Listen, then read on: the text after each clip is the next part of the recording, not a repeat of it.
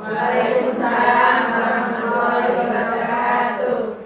Mohon maaf, izin menyampaikan atau memaparkan materi yang saya dapatkan dari proses pendidikan calon guru muda yang sedang saya tempuh, ibu-ibu semuanya. Kemudian saya di sini akan menyampaikan seminar tentang budaya positif dengan tema filosofi pendidikan Ki Hajar Dewantoro dan budaya positif. Perlu perkenalan nggak, Bu? Perlu sekali. Nama saya. Oke. Saya Rismedia Nur Amin. Saya calon guru pembeda angkatan 8 di Kabupaten Boyolali dari BPGB Provinsi Jawa Tengah. Nomor HP, Bu? Nanti ada. Nah, di sini saya ingin memaparkan terkait dengan filosofi Ki Hajar Dewantoro. Terlebih dahulu kita kenalkan Ki Hajar Dewantoro itu siapa sih? Ki Hajar Dewantoro adalah salah satu pahlawan nasional. Beliau adalah bapak pendidikan kita, di mana beliau merupakan sosok yang mendobrak pendidikan, yang membuka sekolahan pertama kali di Nusantara ini, yang diperuntukkan bagi masyarakat umum atau masyarakat pribumi seperti itu. Beliau mendirikan taman siswa yang berada di Jogja. Kemudian yang paling dikenal dari beliau adalah trilogi pendidikan, di mana dia mengatakan ing ngarsa sangkulodo, di depan memberi teladan, ing madya mangan karso, atau di tengah memberi bimbingan, dan tutpuri handayani. Itulah trilogi pendidikan yang diusung beliau dan kita pegang teguh sampai saat ini sebagai pendidik. Kemudian apa sih filosofi pendidikan Ki Hajar Dewantoro itu? Nah, di sini Ki Hajar Dewantoro itu menyampaikan bahwa menurut Ki Hajar Dewantoro mendidik dan mengajar adalah proses memanusiakan manusia, sehingga harus memerdekakan manusia dan segala aspek kehidupannya, baik secara fisik, mental, dan jasmani dan rohani. Ki Hajar Dewantoro juga menegaskan bahwa didiklah anak dengan cara yang sesuai dengan tuntutan alam dan zamannya sendiri. Di sini maksudnya sesuaikan dengan di mana dia berada, baik tempat ataupun waktunya, seperti itu. Nah, Bapak Pendidikan Ki Hajar Dewantoro tadi kan menyampaikan bahwa di mana ada kemerdekaan, di situ harus ada disiplin yang kuat. Sungguh pun disiplin itu bersifat self-disiplin, yaitu kita sendiri yang mewajibkan kita untuk sekeras-kerasnya untuk mewujudkan disiplin tersebut. Sebab jika tidak ada cakap melakukan self-disiplin, wajiblah penguasa lain yang mendisiplinkan diri kita. Dan peraturan yang demikian itu harus ada di dalam suasana yang merdeka. Tetap saja meskipun ditekankan tentang disiplin yang bersumber dari dirinya sendiri, tetap harus diwujudkan dalam suasana yang merdeka. Itu menurut pemikiran Ki Hajar Dewantoro. Nah, terkait dengan disiplin positif tadi, bagaimana sih cara menumbuhkan disiplin positif di sekolah kita, seperti itu. Nah, disiplin positif sendiri adalah bagian dari budaya positif. Nah, budaya positif itu harus kita munculkan, harus kita tumbuhkan di sekolahan kita. Karena apa? Budaya positif itu merupakan suatu kebiasaan yang bernilai positif untuk menebalkan laku anak yang baik dan menyamarkan laku anak yang kurang baik. Seperti itu. Di sini seperti pendidikan karakter, seperti itu nih ibu semuanya. Selanjutnya adalah budaya positif. Di sini dapat diterapkan dengan konsep inti. Yang pertama adalah disiplin positif.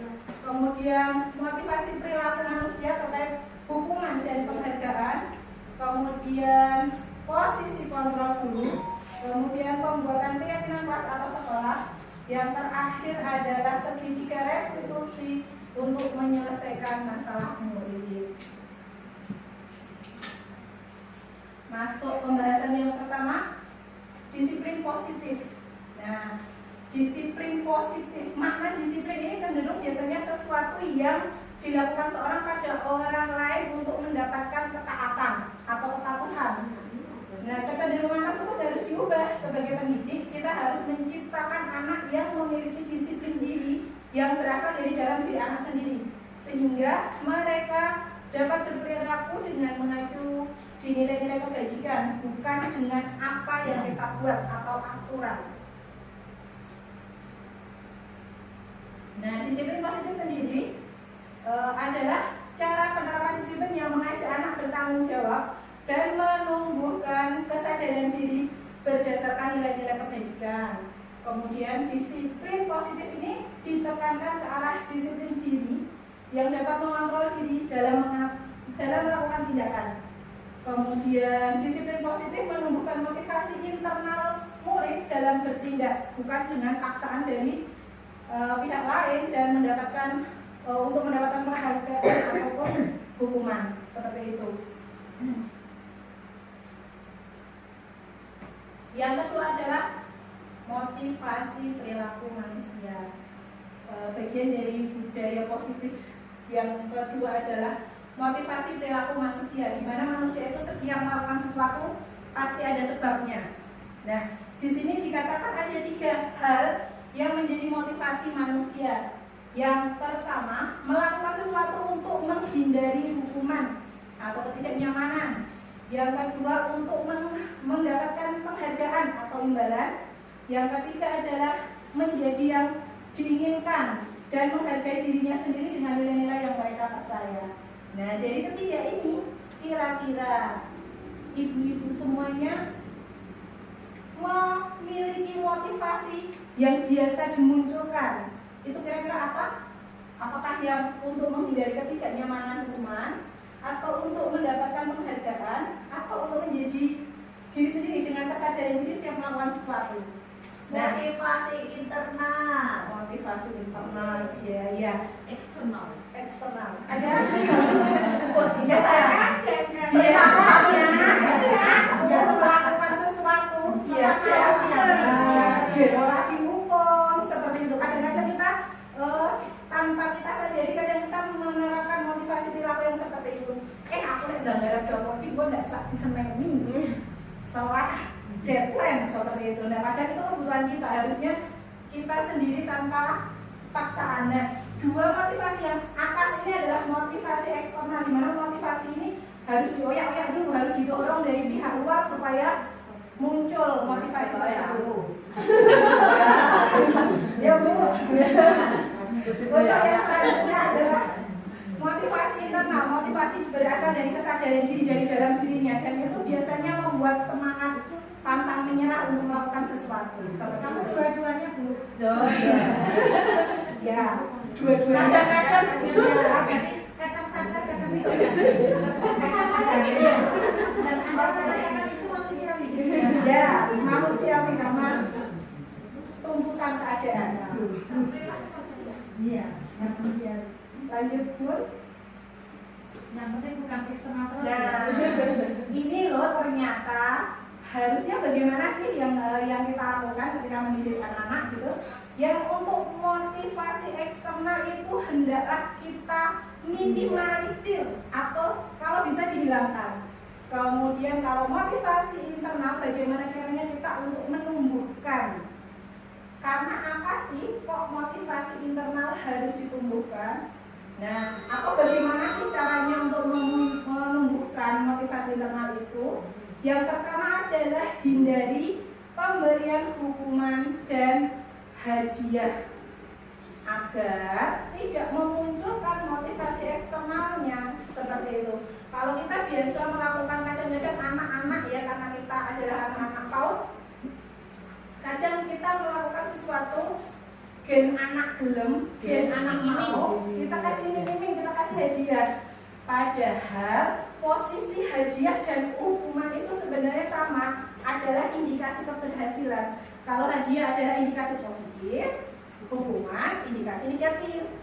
Jadi sama saja apa yang kita lakukan itu. Nah, efeknya kalau untuk memunculkan budaya positif sangat harusnya kita minimalisir seperti itu. Tapi kalau untuk prestasi disarankan karena apa? Itu adalah menjadi pelecut, menjadi motivasi yang memunculkan semangat untuk lebih berjuang lagi seperti itu. Selanjutnya, nah nomor 3 adalah posisi kontrol guru. Ada berapa ibu? Ada berapa ya? Hitung dulu. Ada 5. Yang pertama penghukum, pembuat rasa bersalah, kemudian posisi teman, pemantau, dan manajer. Kira-kira ibu-ibu semuanya ketika di sekolah berada di posisi kontrol yang mana ya? Pemantau. Memantau. Ada lagi. Sadar nggak kadang-kadang kita berada di posisi penghukum? Pernah di posisi penghukum? Pernah. Atau posisi pembuat rasa bersalah? Sering. Kalau posisi teman setiap hari ada ya Bu ya. Kemudian pemantau dan manajer. Dan ini akan kita ulas satu-satu ya. Posisi penghukum ini biasanya ada posisi guru, di mana guru secara tiba-tiba atau secara spontan ketika ada anak yang bermasalah, kita langsung untuk menghadik. Jadi biasanya diiringi dengan galak ya, dengan ucapan biasanya keras, intonasinya tinggi, kemudian spontan, kemudian menghadirkan rasa tidak nyaman bagi anak, dan itu berdampak bagi menurunnya rasa percaya diri pada anak. Kemudian pembuat rasa bersalah. Pembuat rasa bersalah ini tingkatannya di bawah sedikit pemberi hukuman, pemberi penghukum maksud saya, di mana ketika posisi kontrol pembuat rasa bersalah itu kita lakukan, kita akan menegur anak yang berbuat salah itu biasanya lembut, kemudian mengena di hati. Anak-anak biasanya jadi baper ketika kita sudah berada di posisi itu. Gurunya ikut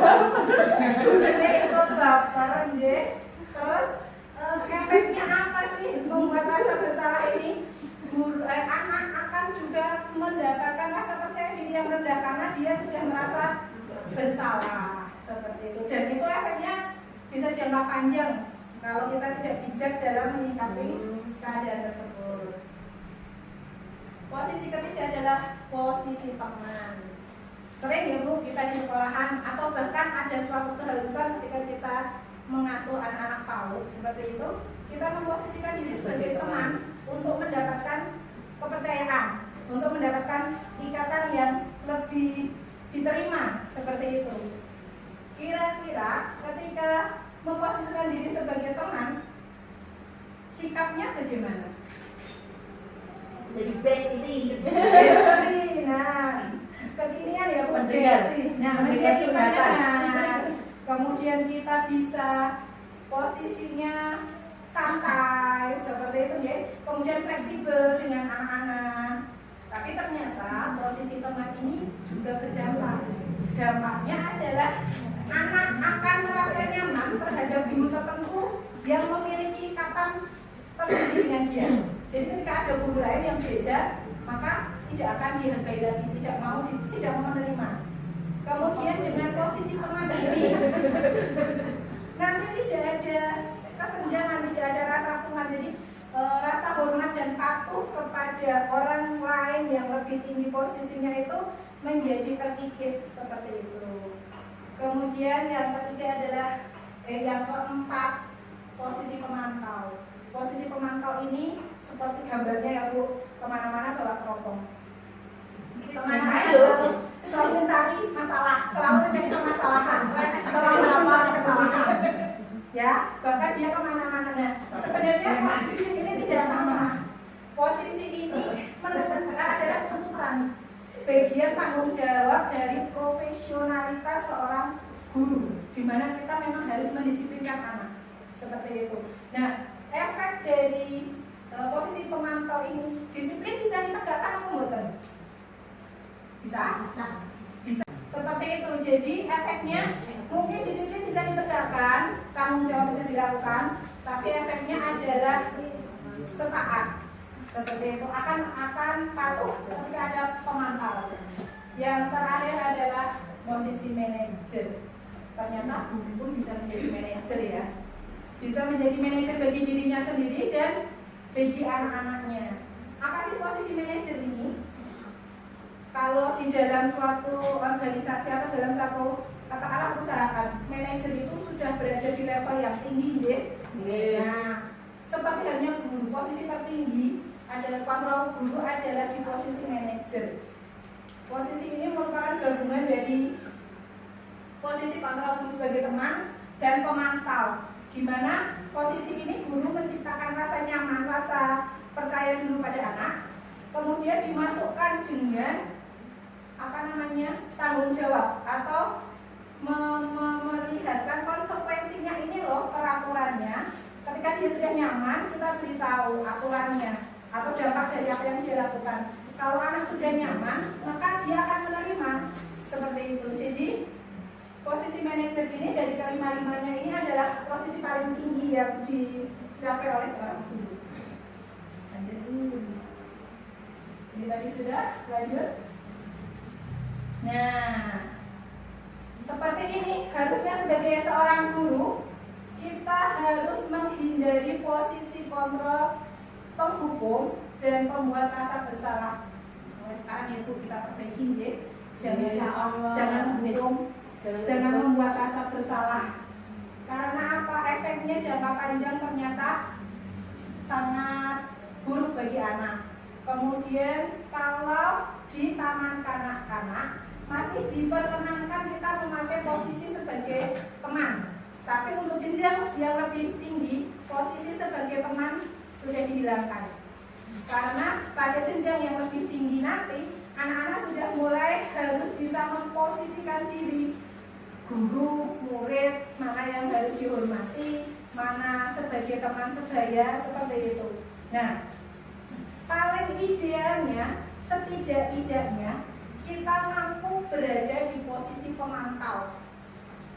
Setidak-tidaknya kita berada di posisi pemantau sebagai bentuk tanggung jawab kita untuk mendisiplinkan anak kita tanpa resiko membuat rasa bersalah ataupun resiko sakit hati. Biasanya kalau sudah dihukum itu nanti ke bawah sampai tua. Ada yang dihukumi pas SD, ngasih tua kelingan aku dia dianu kalau pakai kontrayu lapangan itu biasanya terekam jelas seperti itu. Nah, harus target yang harus dicapai adalah posisi ini dulu, posisi manajer, di mana posisi ini tidak serta-merta bisa kita lakukan, harus istiqomah, bukan isti, harus senantiasa kita, kalau kita nyuper biar jadi prigel, itu kan harus terus menerus, jam terbangnya harus tinggi. Nah, untuk mencapai di posisi ini juga kita harus berlatih terus sehingga diharapkan guru-guru yang baik di masa mendatang untuk menciptakan mutu anak-anak didiknya lebih baik lagi. Posisi kontrol gurunya harus di tahapan manajer.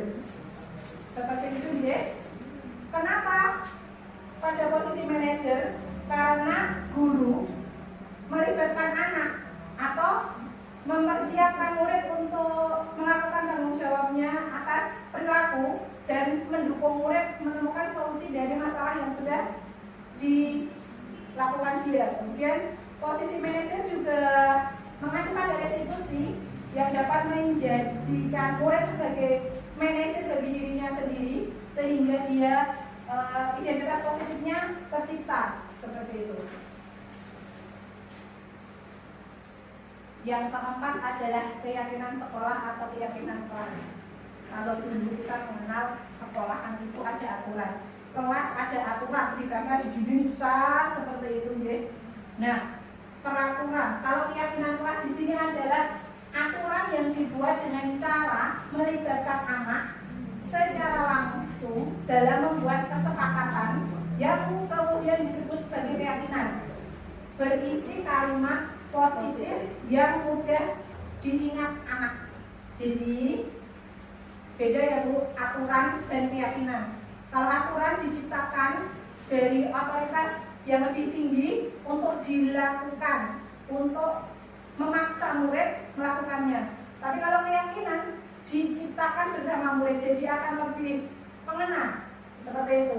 Biasanya sebelum pelajaran dimulai atau seperti ini tahun ajaran baru dimulai, ini cocok sekali untuk dipraktekkan. Jadi kita ajak anak-anak untuk yuk di kelas kita mau ngapain sih?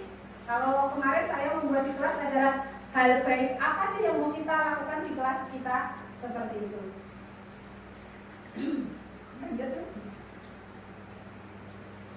Nah, dalam keyakinan kelas ini guru berperan dalam mewujudkan terbentuknya keyakinan ini dengan adanya kesepakatan. Jadi kita mengajak murid untuk berdiskusi. Kemudian yang berikutnya berupa pernyataan universal yang mudah diingat, dipahami, dan harus diterapkan dengan kesadaran internal. Seperti itu. Lanjut. Yang berikutnya atau nomor 5 adalah di sini segitiga restitusi dalam menyelesaikan masalah. Yang jadi pertanyaannya adalah apa sih restitusi itu? Kalau dulu kita memberikan hukuman namanya. Kalau sekarang, kalau di materi yang saya dapat ini adalah melakukan restitusi, di mana restitusi merupakan proses menciptakan kondisi bagi murid untuk memperbaiki kesalahan mereka sehingga mereka bisa kembali kepada kelompok mereka dengan karakter yang lebih kuat, sama-sama menyelesaikan masalah atau sama-sama menyelesaikan masalah yang dihadapi anak, tapi dengan tujuan yang berbeda. Kalau hukuman biasanya tujuannya apa? Ben peraturannya ditegakkan. Tapi kalau dengan restitusi membuat karakter anak lebih kuat ketika kembali ke kelompoknya. Maksudnya apa? Di sini ketika anak berbuat salah ki ojo disalah-salahke. Ben dia bisa tahu, oh aku ki salah, terus kudu piye, seperti itu. Selanjutnya, nah ciri-ciri dari restitusi adalah menguatkan dan fokus pada solusi, kemudian fokus pada karakter bukan pada tindakan. Jadi kita harus mengenali karakter anak dulu sebelum kita mengambil tindakannya. Kemudian yang ketiga, bukan menebus kesalahan tapi belajar dari kesalahan. Yang keempat adalah tawaran bukan paksaan. Jadi kita menawarkan solusi apa yang mau diambil kira-kira ketika suatu masalah dihadapi, seperti itu. Kemudian nomor 5 adalah memperbaiki hubungan. Maksudnya biasanya kan anak-anak yang bermasalah itu ada lebih dari satu pihak ya, bermasalah dengan pihak lain. Nah, kita lebih fokus untuk memperbaiki hubungannya dulu. Kemudian yang keenam adalah menuntun untuk melihat ke dalam dirinya. Sebenarnya apa sih yang tak mau, kenapa aku begini, itu kita munculkan, jadi anak bisa tahu apa yang dia maksud. Selanjutnya, nah segitiga restitusi ini memiliki langkah-langkah. Segitiga restitusi ini bisa dilakukan ketika kontrol guru tadi sudah ada di level manajer. Nah, langkah-langkah segitiga restitusi ini ada 3. Yang pertama, di posisi mendatar atau posisi awal, posisi fondasi adalah menstabilkan identitas. Kemudian yang posisi kedua adalah validasi tindakan yang salah. Dan yang ketiga adalah menanyakan keyakinan. Kenapa segitiga restitusi ini harus kita terapkan? karena yang akan kita munculkan adalah mandiri dan tanggung jawab. Jadi rasa mandiri pada anak dan tanggung jawab atas masalah yang sudah dia perbuat, seperti itu. Lanjut. Nah, dalam langkah-langkah tadi, kalau menstabilkan identitas, teori kontrol yang kita pakai adalah kita semua akan melakukan hal baik yang bisa kita lakukan. Kemudian yang kedua adalah validasi tindakan yang salah, itu semua perilaku memiliki alasan. Jadi di tahapan kedua ini kita mencari alasan ketika anak melakukan kesalahan. Kemudian yang ketiga adalah menanyakan keyakinan atau mencari motivasi dari internal yang kita tumbuhkan untuk mengatasi permasalahan yang dia lakukan, seperti itu. Selanjutnya, nah di sini ada contoh kalimat yang bisa kita pakai Bu untuk menyetabilkan identitas. Langkah pertama ya, segitiga restitusi, menyetabilkan identitas. Biasanya kita di sini akan menggunakan kalimat yang halus, tapi tanpa membuat anak merasa bersalah, seperti itu. Jadi kita menciptakan kondisi yang nyaman dengan ciri-ciri kalimat yang bisa dipakai. Misalkan kita menghadapi anak yang salah, kita akan mengatakan berbuat salah itu tidak apa-apa, seperti itu. Ketika kita melakukan kesalahan, ada yang merangkul kita kemudian mengatakan kita berbuat salah itu tidak apa-apa, tanpa membenarkan kesalahannya, tapi kita menyetabilkan dulu identitasnya bahwa anak dan orang. Kalau kita sudah bersalah, tambah kue kilo salah, gitu kan biasanya anak tambah don, seperti itu. Jadi kemudian kita bisa mengatakan seperti itu, atau kita bisa mengatakan bahwa manusia itu tidak ada yang sempurna, semua pernah melakukan kesalahan, gitu. Atau kita bisa menawarkan solusi dengan menanyakan, Bapak Ibu, Pak Bu, Ibu guru saya atau Bunda tidak akan mencari siapa yang salah, tapi kita sama-sama yuk cari solusi dari masalah ini, seperti itu. Kemudian kamu berhak merasa seperti itu. Jadi ketika ada anak berantem misalnya, kemudian dia membela dirinya, kemudian kita bisa mengatakan kamu berhak merasa begitu karena kamu membela diri atau dan lainnya. Jadi konteksnya ini mengikuti permasalahan apa yang dihadapi anak, seperti itu. Untuk selanjutnya adalah contoh kalimat validasi tindakan yang salah.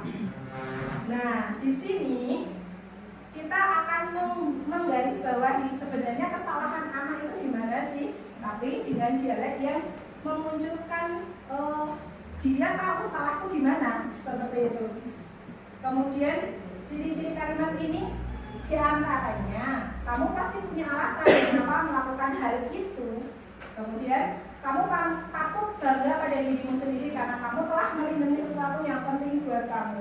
Jadi contoh kalimat ini fleksibel ya Bu. Intinya di sini validasi tindakan yang salah adalah kita mencari anak diajak untuk menyadari apa sih kesalahannya, seperti itu. Kemudian yang berikutnya adalah menanyakan keyakinan. Di tahap ini anak digiring atau diajak untuk sudah mulai mencari solusi dari masalah yang dihadapi. Jadi langkah ini adalah langkah terakhir di mana kita bisa menanyakan anak dengan contoh kalimat, misalkan apa yang kita percaya sebagai keyakinan kelas atau keluarga, seperti itu. Kan anak diajak berpikir, oh iya keyakinan kelasku harus sayang sama teman misalkan. Jadi kamu apakah sudah melanggar keyakinan kelas yang ada? Misalkan anak diajak gitu, ya. Kalau anak sudah mencapai kata ya dan dia mengetahui dengan kesadaran diri, maka kita tawarkan seperti itu. Apa bayangan tentang kelas yang ideal atau apa bayanganmu tentang pertemanan yang kamu inginkan, seperti itu. Jadi dari situ nanti anak akan menemukan solusi dari masalah yang sudah dihadapi, seperti itu. Selanjutnya di akhir dari pemaparan saya ini dapat saya simpulkan bahwa untuk mencapai kemerdekaan dalam konteks pendidikan kita saat ini, dan menciptakan murid yang merdeka, syarat utamanya adalah harus ada disiplin yang kuat. Disiplin yang dimaksud adalah disiplin diri yang memiliki disiplin diri yang didapat dari motivasi internal. Jika tidak memiliki motivasi internal, maka kita memerlukan pihak lain untuk mendisiplinkan kita, atau bisa disebut motivasi eksternal. Disiplin diri sendiri merupakan bagian inti dari budaya positif yang harus kita tumbuhkan di lingkungan sekolah atau kelas kita. Seperti itu ibu-ibu sekalian yang dapat saya sampaikan. Akhir kalam, wassalamualaikum warahmatullahi wabarakatuh. Waalaikumsalam warahmatullahi wabarakatuh. Assalamualaikum warahmatullahi wabarakatuh. Waalaikumsalam warahmatullahi wabarakatuh. Alhamdulillah tadi yang dipaparkan sama Bunda Ismailia sesuatu yang mungkin bukan baru deh bagi kita, cuma mungkin baru terbahasakan di sini. Ada beberapa ini ya, kalau misalnya kita tadi ya ada disiplin internal sama disiplin eksternal. Mungkin kita ada sesuatu yang memang harus kita tumbuhkan dari anak-anak, dari dalam anak-anak sendiri. Tapi terkadang kalau kita ke anak-anak ke PAUD itu kadang ketika anak itu tidak dicontohkan, diiming-imingi dengan sesuatu yang membuat dia tertarik, itu internalnya tidak tumbuh. Terus apakah memang bisa ditahapkan eksternal dulu, baru nanti setelah dia tumbuh internalnya, terus eksternalnya ini diminimalkan, bisakah seperti itu, atau memang kita harus eksternalnya kita hindarkan, benar-benar kita hindarkan, kita langsung ke internal. Apalagi untuk yang ke ini kita untuk ibadah, terus mengenal ketuhanan, padahal itu kan kalau anak-anak kan butuh sesuatu yang nyata. Kalau tentang konsep ketuhanan kan anak-anak apa Tuhan itu apa, nah itu kan butuh kita misalkan kalau kamu sholat nanti masuk surga loh kan gitu. Itu pripun Bunda, misalkan internalnya harus kita menunjukkan seperti apa, kalau misalkan eksternal harus kita minimalkan yang seperti apa. Termawat. Assalamualaikum warahmatullahi wabarakatuh. Waalaikumsalam warahmatullahi wabarakatuh. Lanjut, apa ditanggung dulu atau langsung? Ibu, barangkali ada yang unek-unek, ternyata nggak hanya testimoni, bisa unek-unek juga. Bu Esti dulu langsung maju atau ini dijawab dulu? Jawab dulu, Bu. Jawab dulu. J. Bismillah, saya mencoba menjawab dari Bunda Pipi tadi ya. Apakah motivasi eksternal itu harus dihilangkan? Padahal tanpa motivasi eksternal kadang di hal-hal tertentu anak tidak bisa, belum bisa. Kembali lagi ke sini. Trilogi pendidikan menurut Ki Hajar Dewantara bahwasanya guru adalah sosok yang ditiru atau memberi keteladanan. Ingat sosok teladan di depan menjadi teladan. Memunculkan motivasi internalnya dengan dicontohkan. Bukan berarti motivasi eksternal tadi dihilangkan sama sekali, tapi tadi dikatakan meminimalisir. Munculkan sejak dini dengan cara apa? Dari motivasi eksternalnya. Awalnya kita kasih motivasi eksternal, tapi tidak terus melulu. Ketika kadang dia mau sholat hari ini harus dikasih hadiah, berikutnya seperti itu. Tapi memang di awal kita kembali ke peran kita sebagai guru, sebagai pemberi keteladanan. Seperti itu sepemahaman saya, Bunda. Barangkali ada teman yang menambahkan apa, ada yang mau menambah dan lain-lain, sak monggo. Seperti itu. Terima kasih. Assalamualaikum warahmatullahi wabarakatuh. Nama saya Hisya Malia dari TK Negeri Pembinaan Ampel. Terima kasih kesempatannya dari Buya. Hari ini saya bisa datang di sini untuk belajar bersama tentang tentang apa tadi ya judulnya ya? Seminar budaya positif dari Ki Hajar Dewantara. Sang penyampaian dari beliau sangat bagus, sudah mengena, membuat kita paham Sadar kesalahan ya.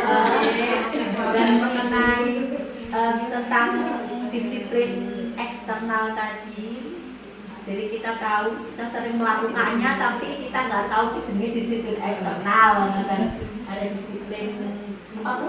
Internal yang dua apa tadi bu ya? 3, 2 sih. Oh iya, motivasi. Oke, secara keseluruhan sudah bagus. Semangat buat kuliah. Kedepannya masih lebih susah tidur, susah bersosialisasi, susah bersosialita. Yang jelas akan semakin banyak materi-materi yang akan didapatkan oleh kuliah, dan kita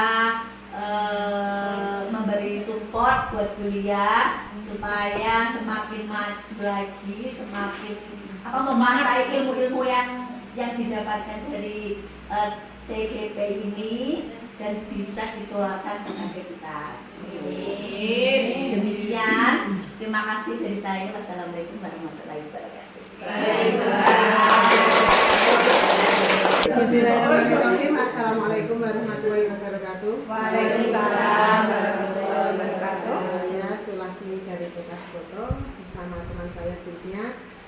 Kami berterima kasih kepada Mbak Ismalia yang sudah mengadakan seminar ini dengan judul Budaya Positif dengan temanya Bapak Ki Hajar Dewantara.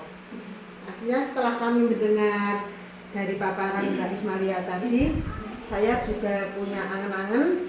Oh, ternyata yang sudah pernah saya berikan pada anak didik saya ternyata tidak pas. Saya akhirnya bisa mengoreksi. Oh, saya ternyata pada anak pernah ngiming-imingi, kalau kamu tidak mau mengerjakan, nanti besok kamu tidak ajak saya ajak piknik. Ternyata saya ingat itu.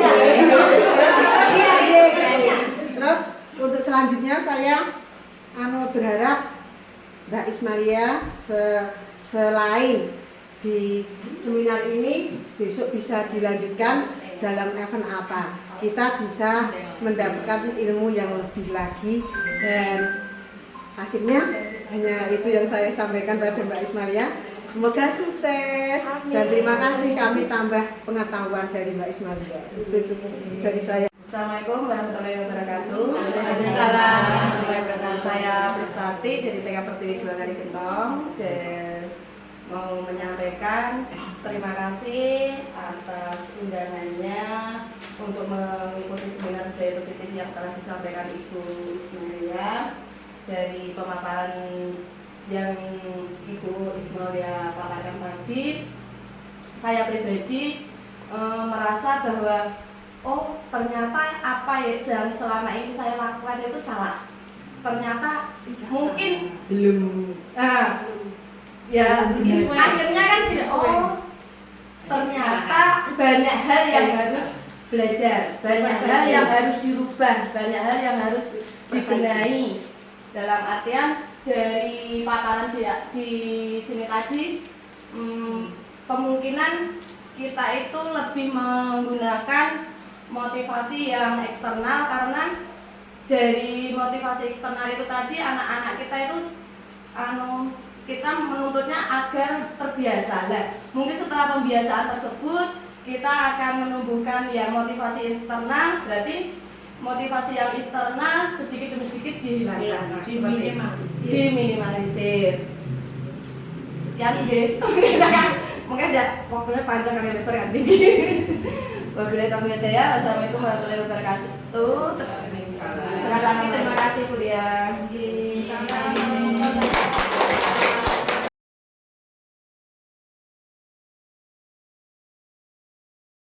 Bunda anak-anak, hari ini kita akan membuat keyakinan kelas. Apa teman-teman? Keyakinan kelas. Apa Mbak Kesya? Keyakinan kelas kemarin sudah Bunda ceritakan sedikit ya. Keyakinan kelas itu apa sih? Ada yang tahu? kebersihan yang bisa dilakukan di sekolah. Oke, apa-apa yang baik yang bisa dilakukan di sekolah atau di kelasmu. Seperti itu ya. Nanti teman-teman, setiap kalian akan mendapatkan satu kertas seperti ini. Semuanya nanti harus menyampaikan apa sih keinginannya untuk keyakinan kelas yang mau dibuat. Seperti itu ya. Nanti silahkan dikatakan sama Bunda, nanti Bunda bantu tuliskan di depan.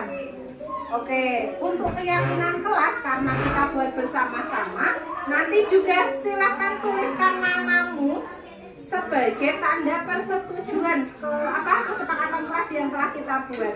Seperti itu. Bisa? Bisa? Apakah sudah bisa dimulai?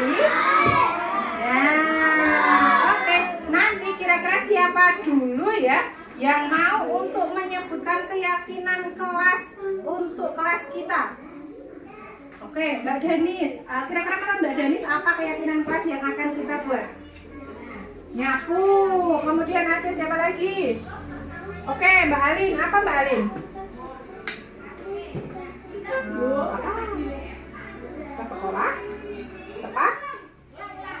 Tepat waktu, tidak terlambat. Oke, ada lagi yang mau bilang? Apa Mbak Mafaza? Pipis sembarangan. Tidak boleh pipis sembarangan. Pipisnya harus di mana? Kamar mandi. Pipisnya di kamar mandi. Terus siapa lagi yang tahu apa sih keyakinan kelas yang bisa kita tuliskan nanti? Apa ya? Kalau kita mau keluar kelas, kira-kira kita bagaimana? Izin. Minta izin kalau mau keluar kelas, mau minum, seperti itu. Ya Mbak Kesya tadi mengatakan apa nak? Tadi aku udah izin, Bun.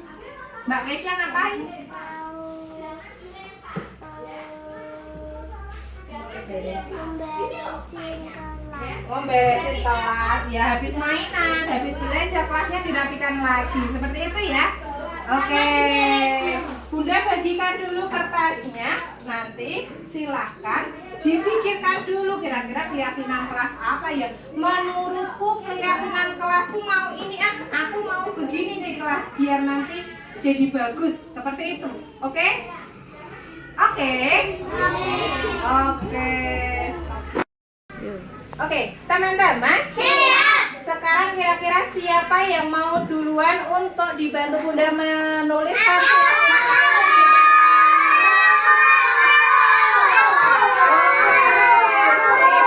Dimulai dari Mbak Mafaza. Coba Mbak Mafaza ke depan. Sini, silakan duduk. Bisa dibantu Bunda dituliskan ya. Kira-kira keyakinan kelas yang mau Mbak Faiza dituliskan di sini apa nak? Kalau apa sayang? Kalau pipis di kamar mandi, oke. Pipis di kamar mandi. Oke, ini boleh dibawa ke belakang dulu ya. Oke, Mas Husen selanjutnya silakan. Oke, menurut Mas Husen, keyakinan kelas apa yang mau Bunda bantu tuliskan di sini? Apa ya? Izin Bunda. Izin Bunda, berarti kalau mau ngapa-ngapain minta izin gitu ya? Oh, sip, pinter.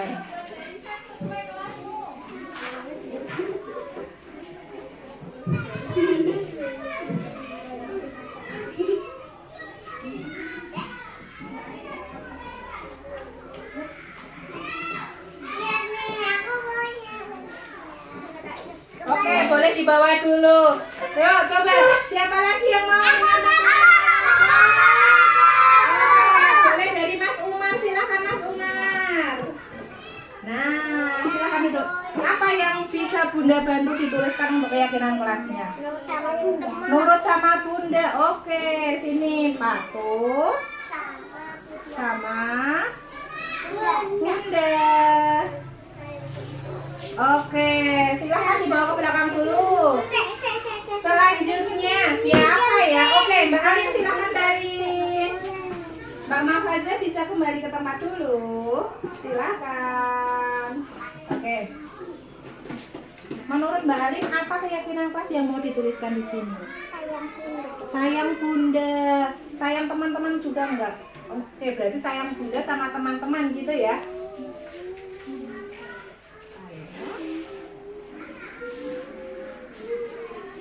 Teman-teman dan Bunda. Oke. Terus lanjut. Siapa lagi? Ya, Mbak Ais. Mbak Ais boleh maju ke depan. Nah, kira-kira menurut Mbak Ais keyakinan kelas apa yang mau dituliskan di sini, Nak? Nyapu, menjaga kebersihan kelas ya. Oke.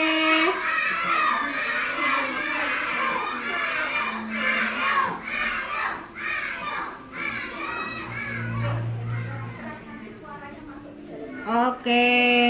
Untuk yang lainnya, siapa lagi yang berani maju ke depan sekarang? Mbak Dani silakan. Apa menurut Mbak Danis yang mau dituliskan di sini untuk keyakinan kelasnya? Nyapu? Tadi sudah ada yang bilang nyapu, yang lainnya mungkin? Kalau makan sama minum bagaimana?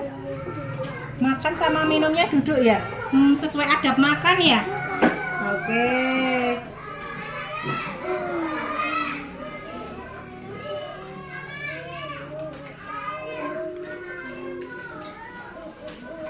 Oke. Boleh ke belakang dulu. Selanjutnya siapa yang belum?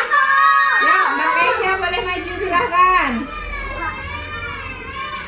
Oke, silahkan duduk. Menurut Mbak Keisha, keyakinan kelas apa yang mau dituliskan di sini, Nak? Membereskan mainan. Membereskan mainan. Oke.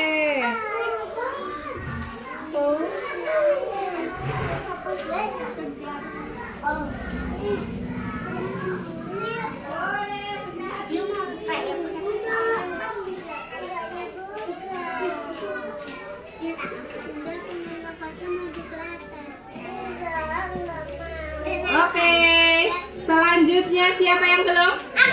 Yuk, Mas Handi boleh maju. Mas Dio juga belum, Nak? Boleh maju juga ya berdua, silahkan. Hai. Mas Handi, menurut Mas Handi, keyakinan kelas yang mau kita buat? Sekolah tepat waktu. Oke, sekolahnya tepat waktu. Oke, selanjutnya coba Mas Dio sini. Mas Dio, kira-kira apa yang mau dituliskan sebagai bentuk keyakinan kelas kita? Belajar sungguh-sungguh. Belajarnya sungguh-sungguh, oke.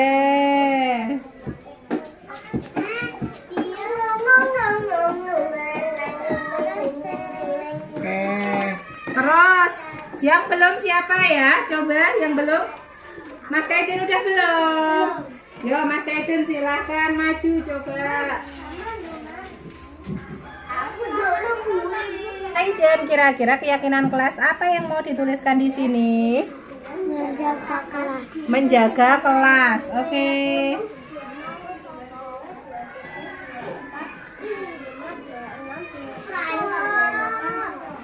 Nih, silakan dipegang dulu. Ya, oke. Kita tadi sudah membuat keyakinan kelas ya. Sudah Bunda bantu untuk menuliskan keyakinan kelas di kertas yang kalian miliki. Nah, kira-kira kita sepakat apa tidak? Sepakat apa tidak? Sepakat. Nah, sebagai tanda sepakat itu, silakan teman-teman tuliskan namamu di bawah kertasnya ini. Di bagian bawah di kertasmu itu ya. Nanti kalau sudah kita tempelkan di papan keyakinan kelas yang sudah Bunda siapkan ini. Bisa? Bisa. Bisa? Bisa. Oke. Silahkan dituliskan namamu. Silahkan, nanti disuruh satu-satu yang nulis nama. Sebentar ya, dari depan dulu yang nulis nama. Terus. Sebentar.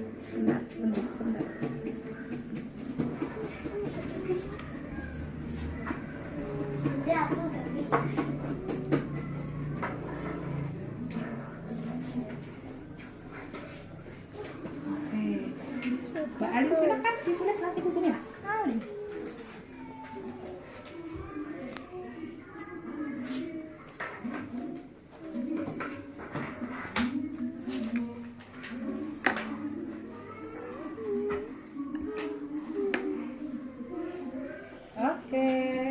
Mbak Kesha, sini ditulis dulu namanya. Ada cak dulu ada? Bisa? Iya, bisa. Mas Dio, silakan juga ditulis namanya.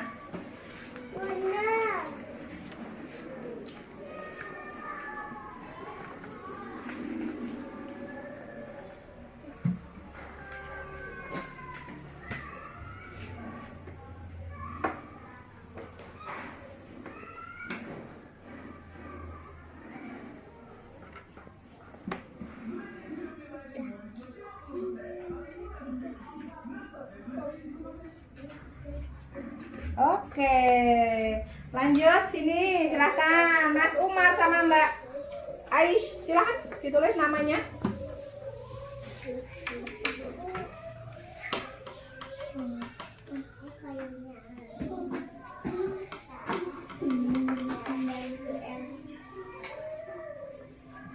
Sama. Gimana pun? Sama. Tinggal lagi. Tambahin lagi. Nah.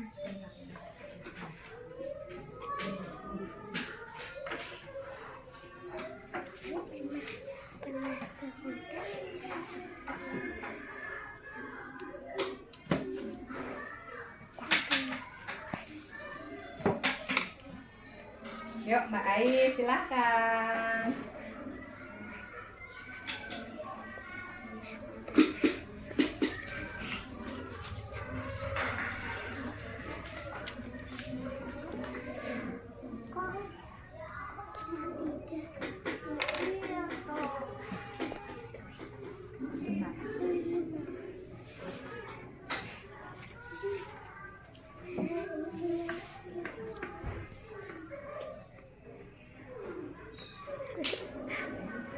Oke, sekarang silakan Mas Handi.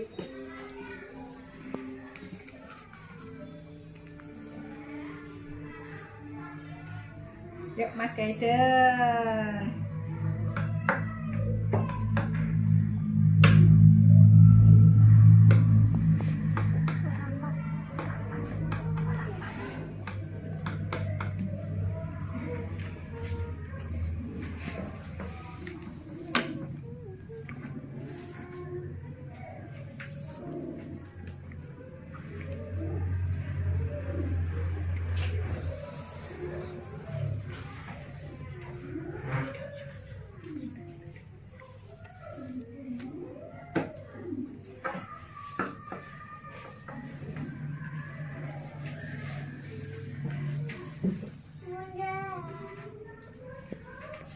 Oke, silakan. Sekarang Mbak Mafaza sama Mas Husen, silakan dituliskan.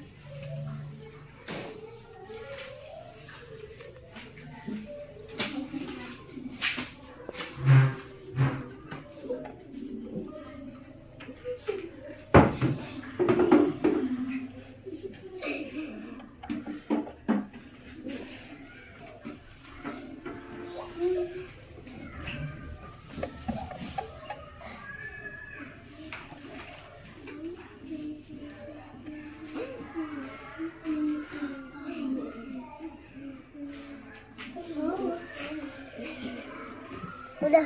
Sudah? Sudah. Keyakinan kelasnya sudah dikasih nama? Sudah. Oke, sekarang bisa dimulai dari Mbak Dani. Silahkan dipasang di sini. Oke. Coba di.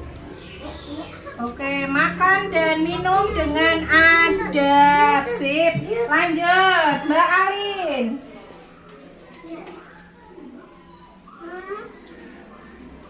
Oh, hati-hati. Udah bantu? Oke, apa ini? Sayang teman dan sayang bunda. Oke, lanjut Mbak Mafaza. Silakan ditempel di sini. Ya. Oke, lanjut Mas Husen, silakan. Oke. Sip, lanjut Mas Hadi, silakan boleh ditempel. Mas Kaiden boleh ditempel juga. Mas Dio boleh. Terus Keisha, Mbak Ais.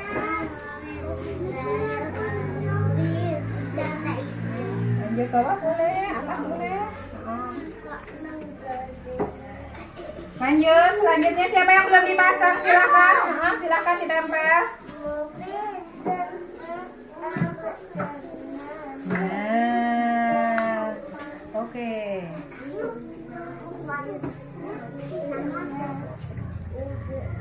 Oke, teman-teman. Nah, sekarang kita sudah punya berapa keyakinan kelas di sini ya? Coba dihitung dulu Mbak Mafaza. Yuk sama-sama. 1, 2, 3, 4, 5, 6, 7, 8, 9, 10. Oke, ada 10 keyakinan kelas yang kita miliki.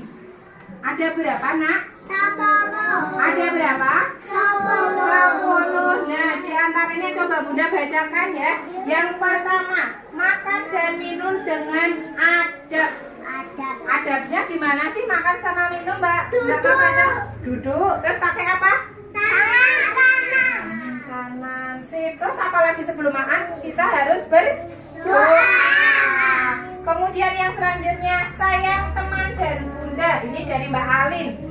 Jadi kita harus saling menyayangi teman dan sayang juga sama Bunda ya.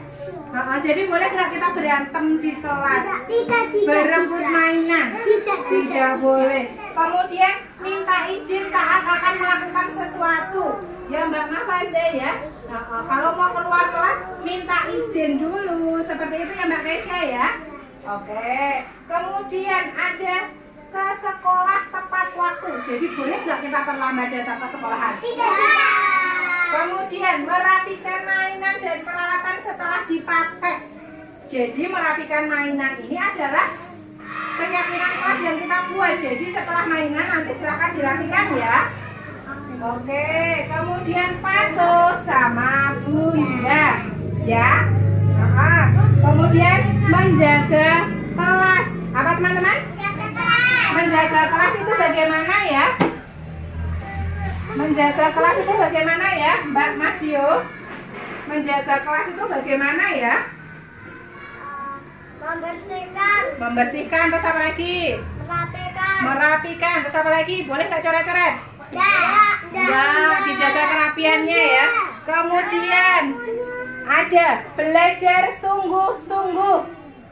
Jadi kalau pas belajar kita harus sungguh-sungguh. Tidak boleh sambil bermain ya. Ya, tidak boleh sambil bermain. Oh iya. Nih, untuk peraturan yang ke-8 ada pipis di kamar mandi. Jadi jangan ngompol di kelas ya. Kalau mau pipis minta izin sama Bunda. Nanti silahkan ke kamar. Yang terakhir adalah menjaga kebersihan. Jadi kalau di kelas kita ada sampah, diambil terus dibuangnya di mana? Di tempat sampah. Seperti itu ya teman-teman ya. Nah, keyakinan kelas ini nanti siapa sih yang melaksanakan? Bunda saja. Apakah teman-teman juga harus melakukan keyakinan kelas ini? Juga. Ya, kita bersama-sama melakukan keyakinan kelas ini. Semoga dengan keyakinan kelas ini nanti kelas kita akan berjalan dengan baik. Semuanya belajarnya menyenangkan, teman-teman menjadi anak yang hebat, jadi anak yang baik. Seperti itu ya teman-teman ya. Apakah kita sudah sepakat? Sepakat? Sepakat? Nah, kalau sudah sepakat nanti kita sama-sama saling mengingatkan ya untuk melaksanakan keyakinan kelas ini. Oke? Nah, terima kasih. Bunda ucapkan keyakinan kelas sudah kita buat. Sekarang udah tutup kegiatan hari ini. Wassalamualaikum warahmatullahi wabarakatuh. Waalaikumsalam.